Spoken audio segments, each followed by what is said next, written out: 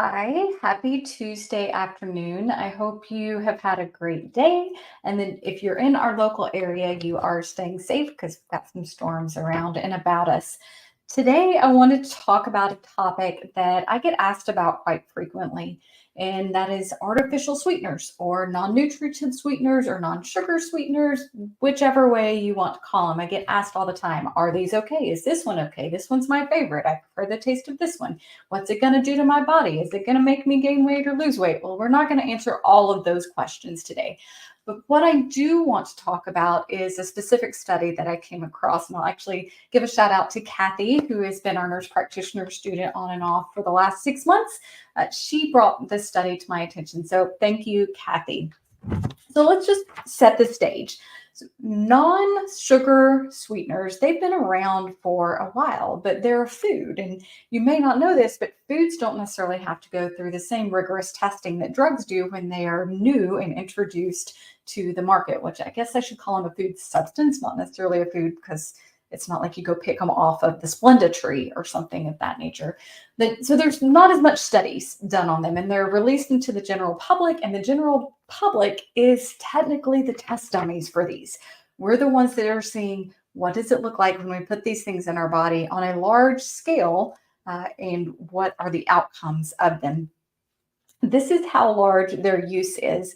The US Census and the Simmons National Consumer Survey in 2020 showed that 141.8 million Americans used sugar substitutes.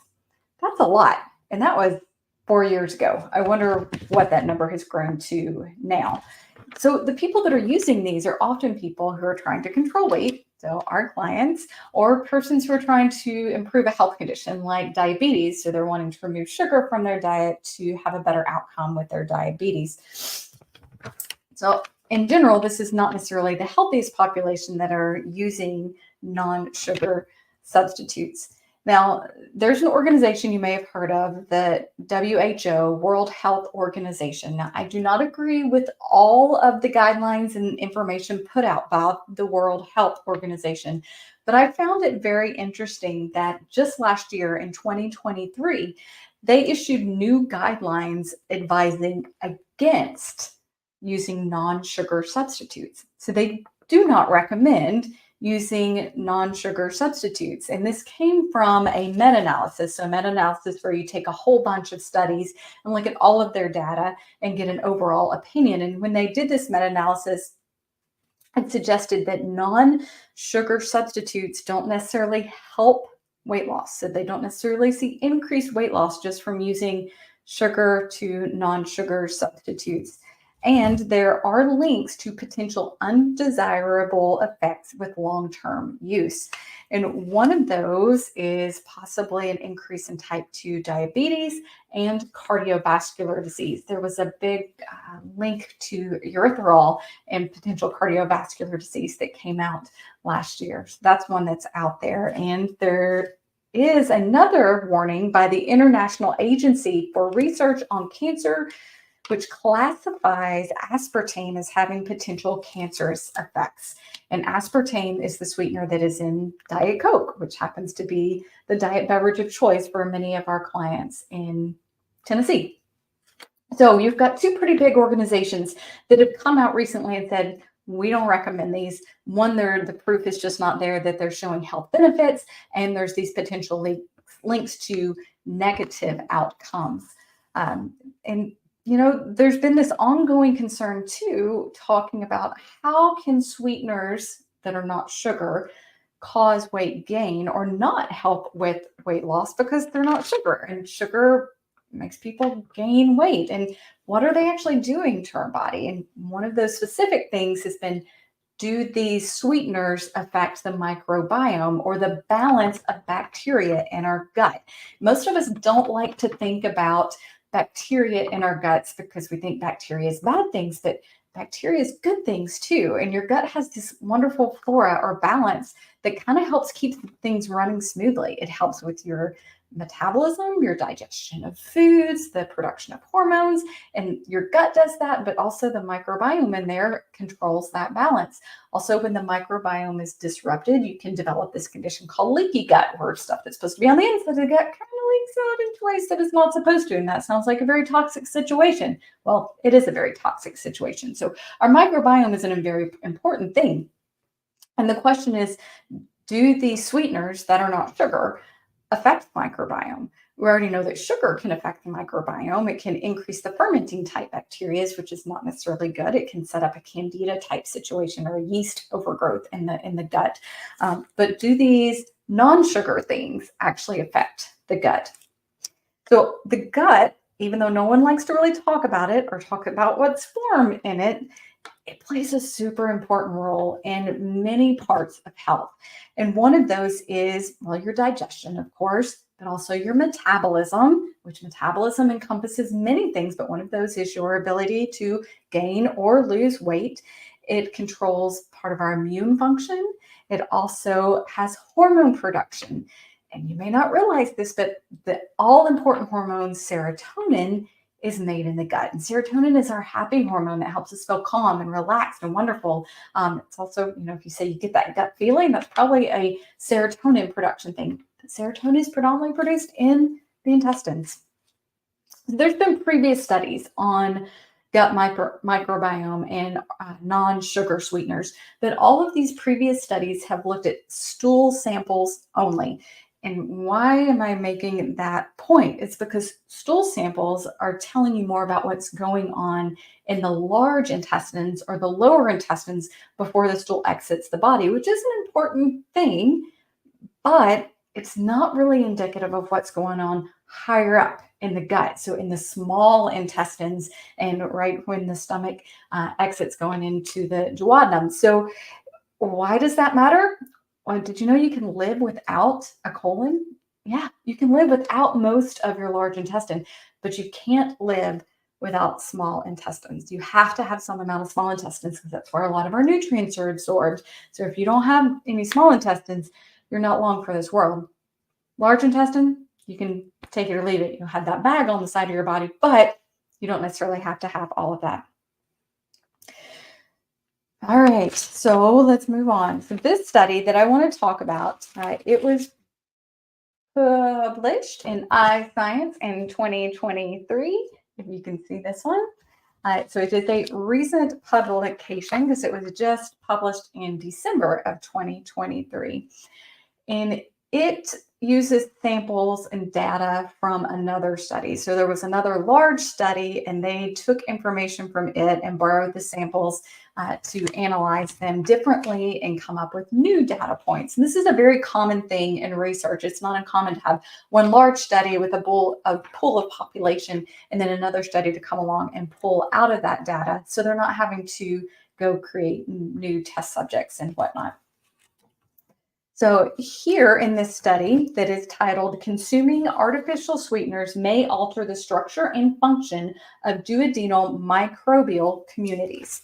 So in this study, they are looking specifically at the duodenal lumen or the wall, the inside of the lumen, the microbiome there. This is the area just outside the stomach. So once food leaves the stomach, it goes into the duodenum. So that's where they're looking at the very start of your intestines, so to speak. So it's kind of far from the colon. The colon's like right before you exit. This is right when you enter. So we're two separate sides of the intestines, which are miles long. So there's a long distance between them. So this study was comprised, they pulled data from persons who were 18 to 85 years of age, a pretty wide age range. These individuals all had had an upper endoscopy, so a scope down the throat that looks into the stomach and into the duodenum. And these people could not have had colon prep when this study was done. And why is that important? Well, colon prep, if you've ever had one, pretty much flushes everything. And there was concern that that would throw off the microbiome and skew the study results. So they collected several different types of samples from these individuals. They collected duodenal lumen aspirates, so things that had been taken during the EGD, taken directly from the lumen or the opening of the duodenum. And there was also fasting blood samples. They started with 650 subjects, which is a pretty good test pool that they pulled out of this other studies information. And out of that 650, they found 101 users of sweeteners. So these could be any type of non-sugar sweetener. It could be aspartame, stevia, sucralose, erythritol, all different types of sweeteners.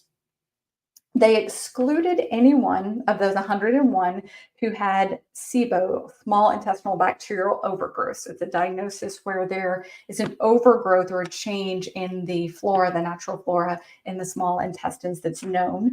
They excluded persons with type 2 diabetes and persons who were taking metformin. And they did these exclusions because they felt there was confounding variables that they couldn't control for that might have already changed the microbiome. So now they're down to 44 subjects. So we've got 44 people. And then they subdivided them into two groups. You have one group who is the no aspartame sweetener users. So they're just the people that used sweeteners that were non-sugar, but were also not aspartame. And then a group of people that only used aspartame as their sweetener. Remember, aspartame is the sweetener inside of Diet Coke. So you had 9 aspartame users and 35 non-aspartame users. They do make the point that the fact that there's only 9 individuals who used aspartame only makes it a very small sample size and could skew the results. So they freely admit that. You may be wondering, why would they remove aspartame people from non-aspartame people? I kind of wondered that myself. So they pointed that out. They said that aspartame they studied them separately because it has a different composition than the other sweeteners, and they thought it would have a different effect on the microbiome. So basically, structurally, it looked different. Its composition was different, and they wanted to look at it separately in case it would appear different within the microbiome samples.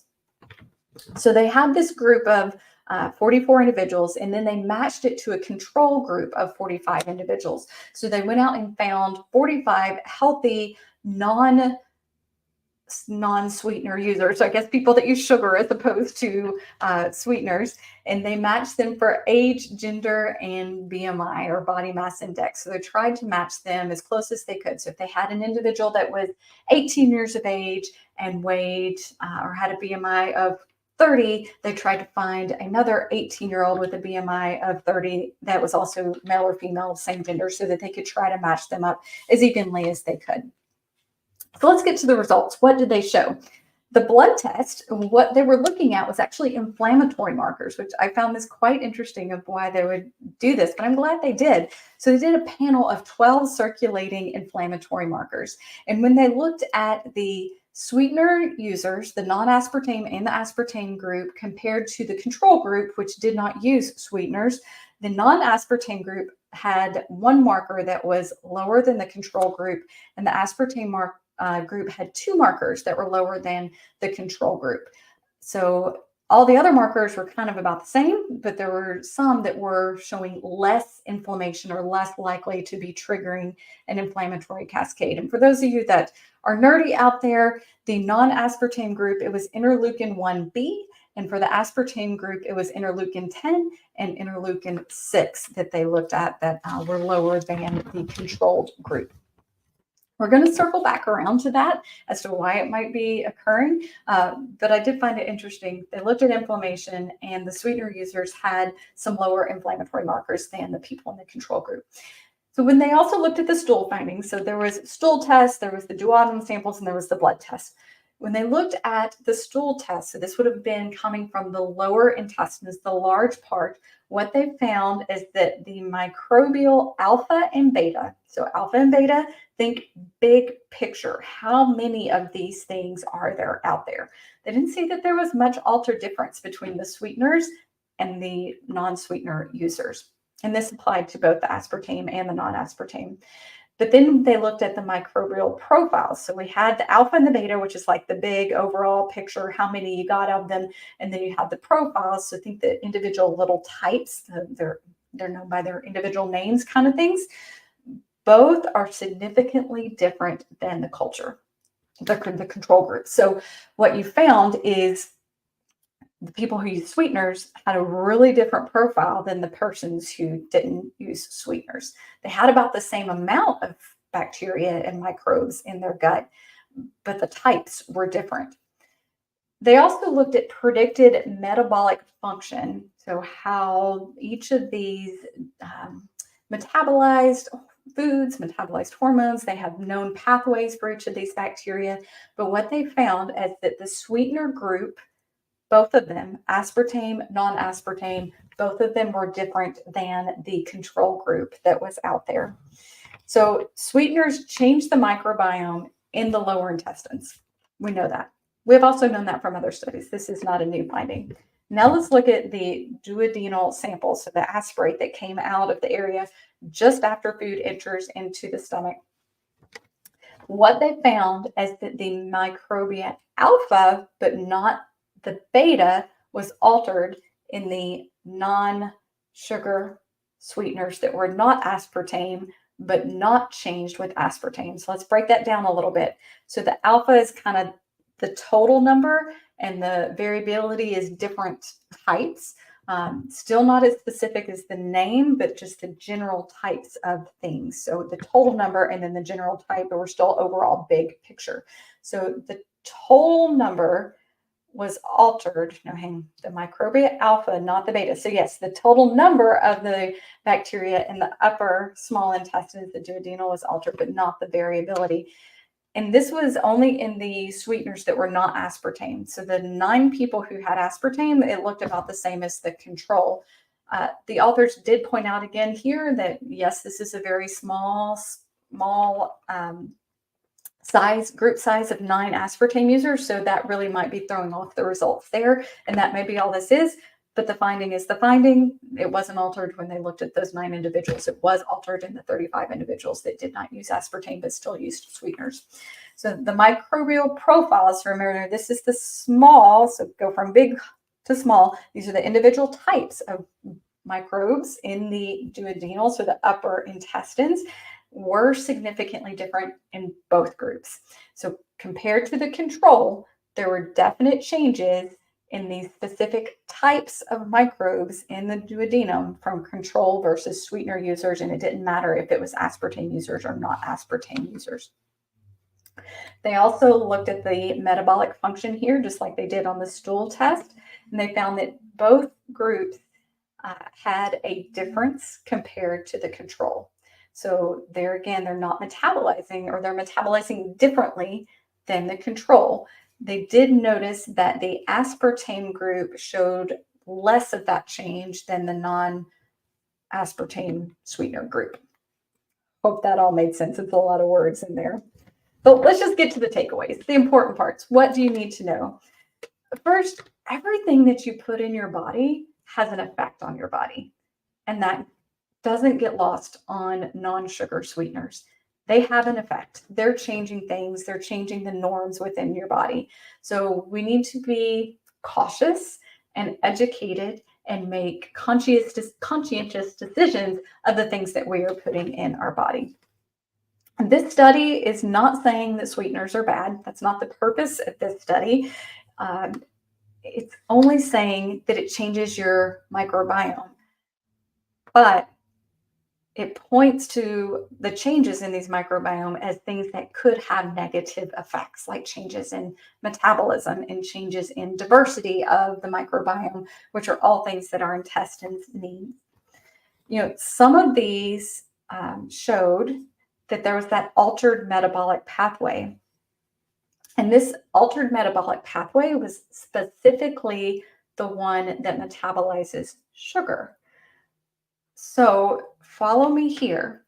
If you're changing the microbiome with a non-nutritive sweetener, and then you're consuming a sugar or something that turns into a sugar, you're changing your ability to metabolize that, or you're potentially changing your way to metabolize that.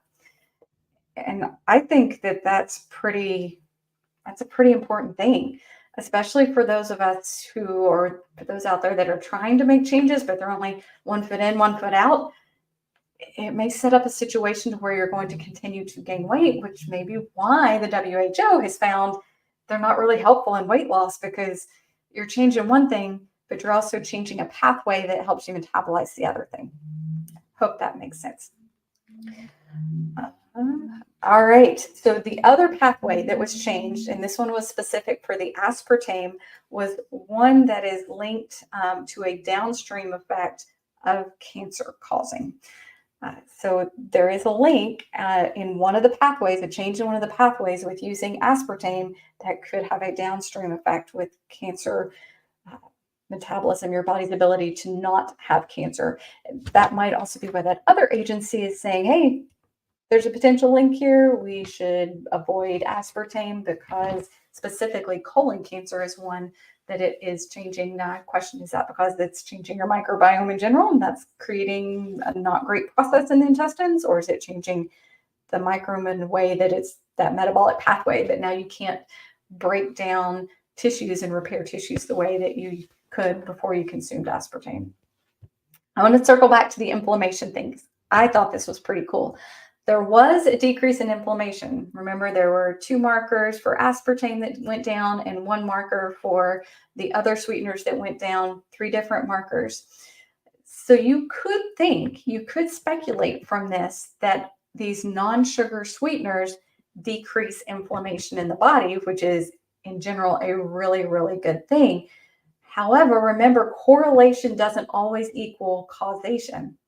And I think this is one of those prime examples. Now, this is my hypothesis, my theory, but I speculate it is the removal or the reduction of sugar itself that could be triggering some of this decreased inflammation, and not necessarily that the sweetener itself is directly decreasing the inflammation. You're more removing a negative substance as opposed to adding a positive substance. But that is Amanda Decker opinion. It is not necessarily proven scientific fact yet.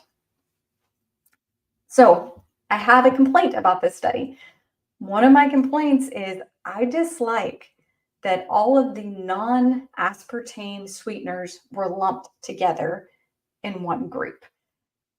I personally think it is possible that, say, stevia does not have the same effects on the microbiome as erythritol, or have the same effects as, say, that of equal or even allulose. I feel like they could all have different effects on the microbiome. And just because they're all linked together, we're potentially seeing some negative effects. But is it really stevia's fault?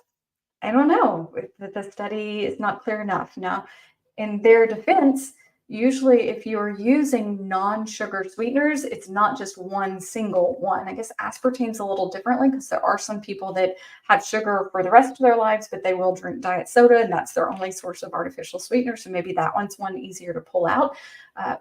But I think it's very plausible that, say, stevia is okay or allulose is okay and another one is not okay. But this study doesn't really point that out. The big question is, what am I going to do with this information? Now that I have this information that these non-sugar sweeteners affect the microbiome, not just in the lower part, but in the upper part, affect metabolism of metabolic pathways that affect our hormones, that affect how I break down sugar. Am I going to remove these things from my diet? Am I going to stop having them? And I guess the answer is maybe. I try my best to not use a lot of them. My message is whole foods first and foremost. But, here lately, I got to be honest, I've had this baking kind of urge, and I've been baking up a storm and making new creations just because I missed doing that and creating those projects. So maybe I should. Maybe I should get back to reducing and trying to minimize and cut those things out of my life. Now, I'll tell you, I personally am very picky about the sweeteners that I use. Most of my sweeteners right now are allulose. I think the research is pointing to it being a better option. My second one is stevia. I think it's having good options. But some of the products that I use on occasion have a little bit of Splenda and a little bit of erythritol, but I try not to go overboard on them. I see in clinical practice when we're consuming a lot of these non-sugar sweeteners, the same thing that the WHO does. It doesn't really help us overall with our weight loss, especially if you're not making major changes in the rest of your life. I guess if you're changing the rest of your diet and you're using these sweeteners to get off of sugar and you're not including sugar, and then we're getting off of these sweeteners and minimizing them, that's going to be the best way to go. Or cold turkey band-aid, rip it off kind of thing, and you move away from the sweeteners. That's honestly probably your best one.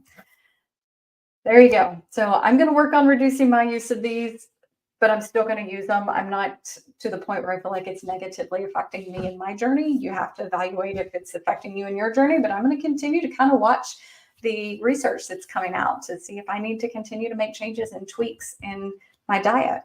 So there you have it. One announcement, Low Carb for Better Health. The tickets are out there and ready. So go to www.lc4bh.com. Sign up. We'd love to see you there. We've got a great list of speakers. We've got Kim Berry and his wife Nisha coming back, Dr. Mark Cucuzella, who is a veteran. We've got Amy Berger, who's a nutritionist that's also a veteran. We've got Zane Griggs. We've got Chris Palmer. We've got Tia Reed and Roxanne Stobier. I cannot wait. This is going to be a fabulous event. You do not want to miss it. There are 2 ticket dates, a Friday night, which is a VIP mixer dinner. So there's going to be a dinner, time to mingle with the speakers, mingle with your friends that are there at the dinner. And then there's going to be a relaxed time, open Q&A with a full speaker panel where you can ask whatever you want, whatever topic you want. And then on Saturday will be our formal event where each speaker will have time to speak. And if there's time left, they will have some Q&A time at the end of each of their talks. The vendors will hopefully be there both days, and you can pick up your swag bags on the day before, but we'll get you all that information closer. What you need to do now is to get tickets and come. They sold out last year, so get your tickets early. That is August the 23rd and 24th.